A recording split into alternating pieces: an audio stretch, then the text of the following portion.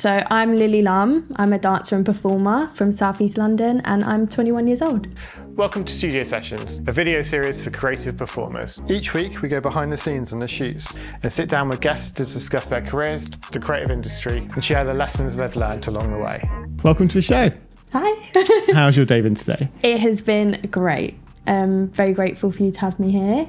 It's just been really good, really easy, really fun. Yeah, I feel like you brought some like really good looks, and I feel like it was just like, I feel like these are ones where I'm like, I can't wait to edit these because they're just like so good. So dancer performer, at what point did that start for you? It's quite funny actually. When I was younger, I didn't really want to be a dancer. Like when I was really young, I was like, no, don't want to do this. And then as I got a little bit older, 13, 14, I kind of took it seriously. And my dance teacher, James Collins, he's a professional dancer, he's incredible. He like really brought that passion out of me and confidence, because I was quite conscious. He really pulled that out of me. So then I started taking it more seriously, and then I went to Brit school. I just trained in different styles, which is really good because I needed that. Different aspects. So yeah. And in terms of confidence, in what way did he help bring that out? Like what did he do? I think when I was younger, I go into panic mode. I get red. I probably am a bit red now. Go red, and I'd be like conscious. But I think he just kind of like brought this like self-love confidence out of me and made me believe in myself, basically. So yeah, I think that. Cool. And going to Brit school then, at what point did you make the decision that that's the route you wanted to go?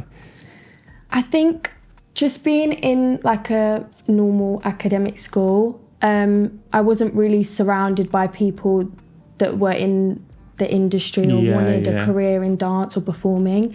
So it was really nice, like when I auditioned and I was around people that really wanted it, it kind of inspired me more. So going there really just like changed everything for me, and I'm so grateful that I went there and I made that decision, as scary as it was, leaving like a academic school and leaving like my friends and stuff. I'm so glad I did that for myself and for my career and everything. At the time, was there kind of almost a decision of like, would you go or wouldn't you, based on your original friendship group? Yeah, I think I did question it. I think I was just, because you're comfortable with your friends, you're comfortable in your school that you know, and like, but I was just like, no, I need to do this for me. And I think just that split second of just signing up and just doing it and seeing what happens. Yeah, I'm just so grateful I did that. But obviously there's questions about whether to do it or not, but yeah. Yeah. And so going to like first week there, how did that feel?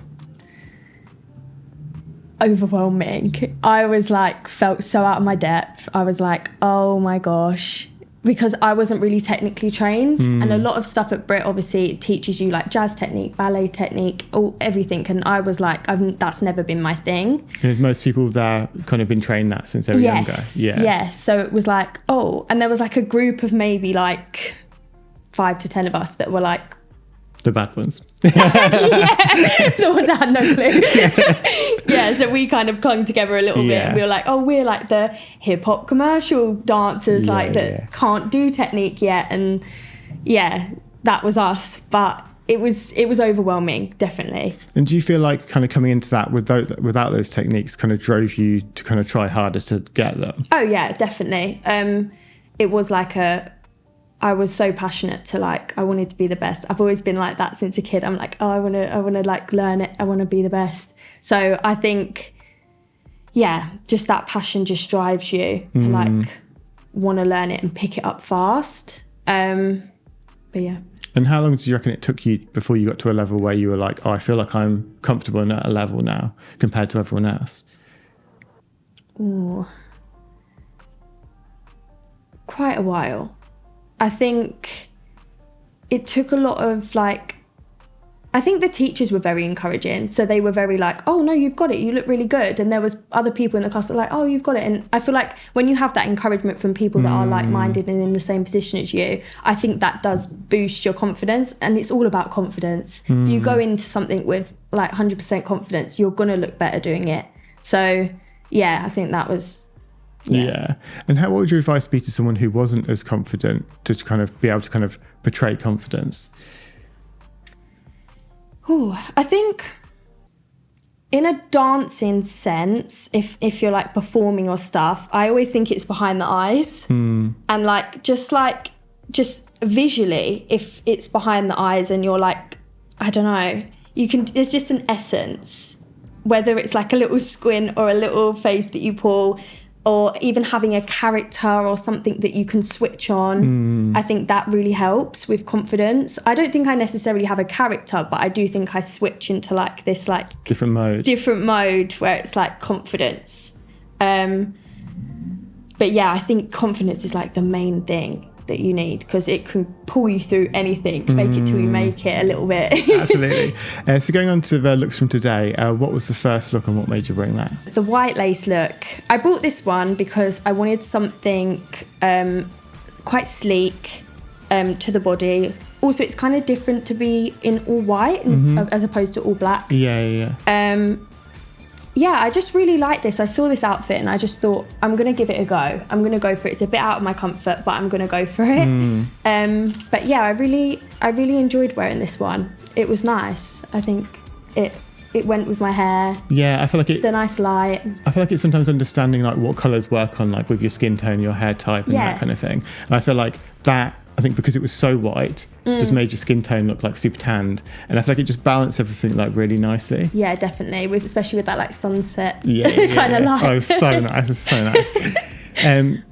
So kind of in the portfolios that you've kind of had before, what's your advice to someone who's maybe starting a portfolio now and kind of doesn't know what to do? I think get a good headshot, something face on. That's like the main thing, and then more sleeker looks. I think because when you think about having a shoot, you think I really need a really cool outfit, and I need and it was even me. Like I was like, oh, I need something a bit more extravagant than the all black outfit, but I think you just need to think something that shows off how you look. More like Polaroid picture, plainer looks. I feel like they're really important to have, and then something that shows off your style. And how you like to dress, and if you like jewelry, having jewelry, all the things, different hairstyles, everything. And when it came to putting that look together, how did you kind of think about it in terms of adding jewelry, adding accessories, adding kind of what shoes to pair with it and stuff? I kind of just went with the white lace. I actually saw a girl on Pinterest with like the gloves, and I thought, oh, that'd be really cool to like incorporate the gloves with my look. So I had them, and then we obviously decided when we were here that it looked quite cool with the jewelry over the top. But yeah, I just think try things, trial and test. So you kind of mentioned Pinterest there. Is that kind of what you would often use to kind of like try and source inspiration? Yeah, definitely. You can see like on Pinterest, you can see how other people have done shoots and what outfits they wear, and you know, you can get a lot of inspiration from there, and even like looking for people that have similar hair color to you or similar body build to you. I think it's a really good way to get inspiration. Yeah. So kind of like going back to Brit now, how did your kind of style and kind of like personality evolve as your time went through there? Wow, everything evolved. Yeah. I think I grew in a lot of confidence in myself, and I think just how I was dressing, like when you're around cool people, I think you kind of do just kind of like get little ideas and stuff from other people. So I definitely learned a lot from other people. And in terms of like who you surrounded yourself with as well, like did you kind of remain with that group who you kind of were with at the start? Yeah, I did. I mean, we had like classes that you mix with different strands, so you don't necessarily just stay with your dance strand, you mix with people that do film, people that do music. So you really do connect with so many different people that aren't just kids from your area. It's like all over London. So yeah, it's really cool. You meet different people. It's good. What would you say your biggest takeaway was from being there? I think maybe it is the confidence thing. Like go into things wholeheartedly, head first, just with all the confidence, just go for things rather than holding back. Because I think it was so easy for me at the beginning to be like, that's not my style, I can't do that. And then I would just look terrible. But if you actually go for it, you realise that you actually are capable of so much more than you think. So going on to your second look from today, what was that and what made you bring that? The second look was the all black look. I was deciding whether to keep it just sleek, and we finally made a decision that was the move, because I feel like I don't have any really plain looks in my portfolio. And it's nice to have something that kind of shows off my body, and yeah, I really like having something more plain. Yeah. So I definitely really like doing this look. Yeah, I feel like that's really important for portfolios, to have those kind of like different elements of you. Like, yeah, they're really simple, and then kind of like the more elevated ones. Because I think when you think about people casting, if you have almost like a raw shell, like this is like an easy thing, I could put that person in all these different places. Having that strip back thing can work really well sometimes. Yeah, it definitely does. And so after you graduated from there, what did life look like for you? I think at first I was very again overwhelmed, because it's like coming out of like a college and like you don't know what to expect. You're kind of like chasing for jobs and stuff, but I feel like you do settle into it. I think I went into teaching as well, because obviously you need to get a job, you need to earn money. So teaching was where I went for that. And I've really enjoyed doing that since. And then obviously when work comes up, it's great, because they know me, they know that that's my priority. So yeah. And like teaching as well, when you first started to do that, how did you kind of like develop your teaching style?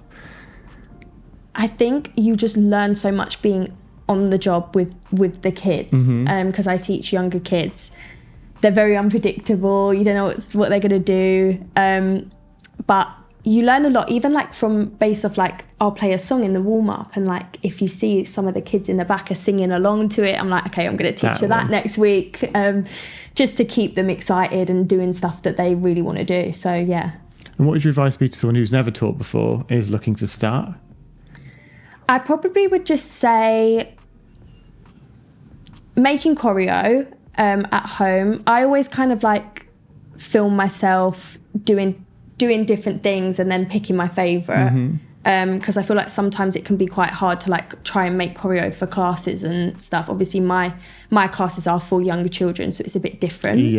But yeah, and then just trial and test things out, like especially with the younger kids, obviously they can't do really hard things, so you have to kind of base it off, maybe start teaching them something, and if you know that there's certain moves that they love or they do, or if you watch them freestyle and stuff like that, see what things they like to do, you can take it and then use it in your own routine, and then they connect to it more and they enjoy it more. So in terms of like kind of, you mentioned work there, like what kind of jobs have you gone and done since graduating?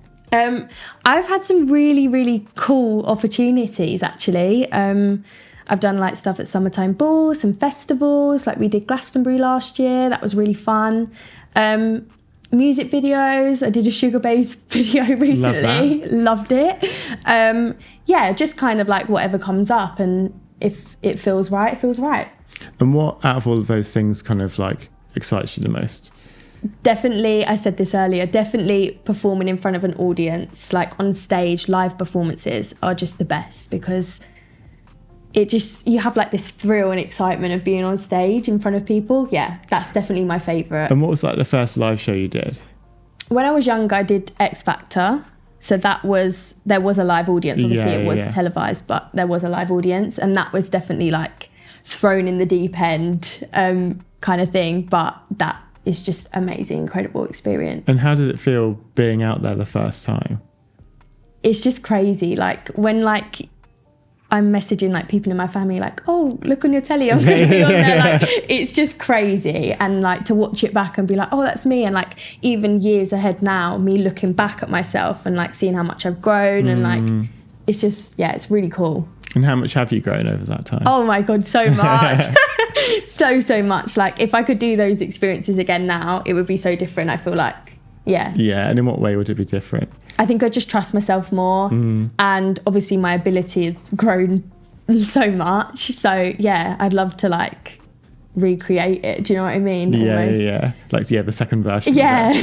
What would your advice be to someone who has maybe just got their first live job and they haven't done it yet?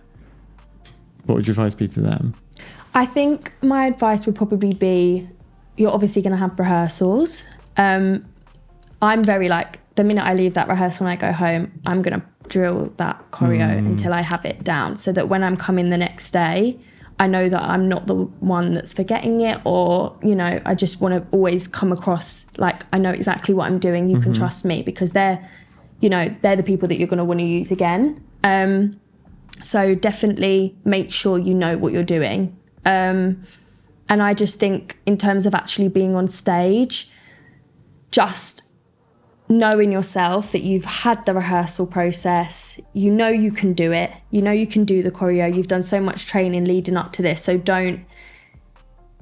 just really go for it and enjoy it, because you know these opportunities are so few and far between. So really, when you're on that stage, live in that moment, because it's so incredible. And now obviously kind of like coming off the stage, you've been on such a high and then you're back to normal life again. Yeah. How does that feel, and how do you kind of cope with normal life again after something like that? I mean, it is crazy, because then it's like you're kind of chasing the next thing, but you just have to trust in yourself that it's going to come, it will happen again, and it's the motivation as well. You know you've done it, and it helps you work harder towards the next thing. So yeah. I love that. Moving on to the third look from today, what was that and what made you bring that? The third look was like my co-ord orange kind of set. I really enjoyed shooting this one. This one was really fun. It felt really me. It's kind of like a festival-y kind of look. And we put the hair up as well, which I think made it look so much better as well. Bit of a change. But yeah, so I really like that one. I really like this look.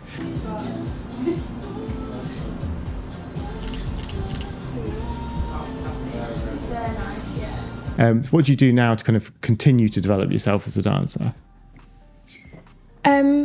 Just keep on being in class. I think you benefit so much from taking stuff away from class and working on it at home as well.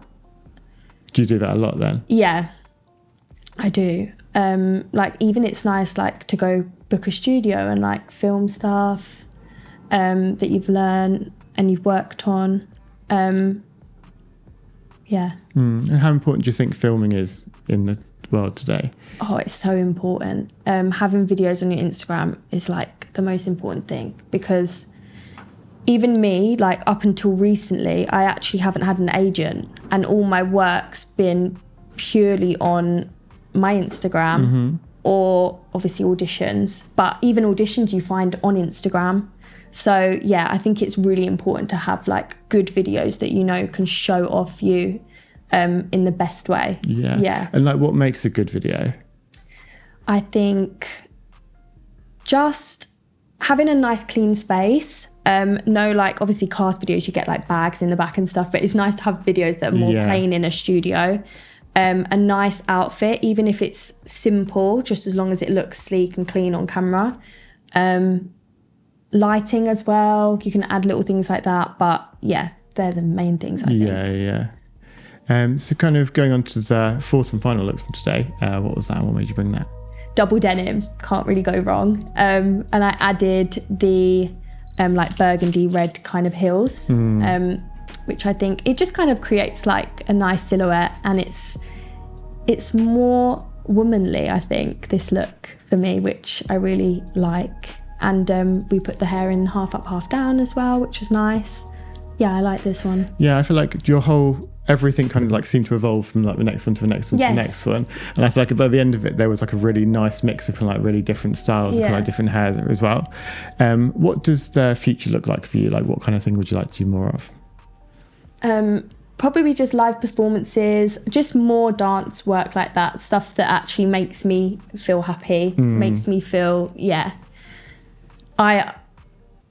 live performances. What other things? So everything. I want to say that, but you can't say that, can you? Just more really cool opportunities. I think I've done so many fun things. I just love to do more. And you mentioned how when you started you didn't have an agent and now you do. What was the process of getting an agent? that's quite difficult because obviously there's thousands and thousands of dancers that are in the same boat as you. But I think just be persistent, not overly persistent, not crazy. Like, what would your recommendation be in terms of how persistent? I think keep emailing, get your name in the frame, make sure they can see you, be in spaces where the agent that you want to be with is. So if there's workshops or classes or stuff where the agent comes, make sure you're there. Talk to people that are on the agency, what did they do, so you can get a bit of advice. Pictures are so important. If they don't like you in your picture, they're not gonna use you. So make sure you have good pictures.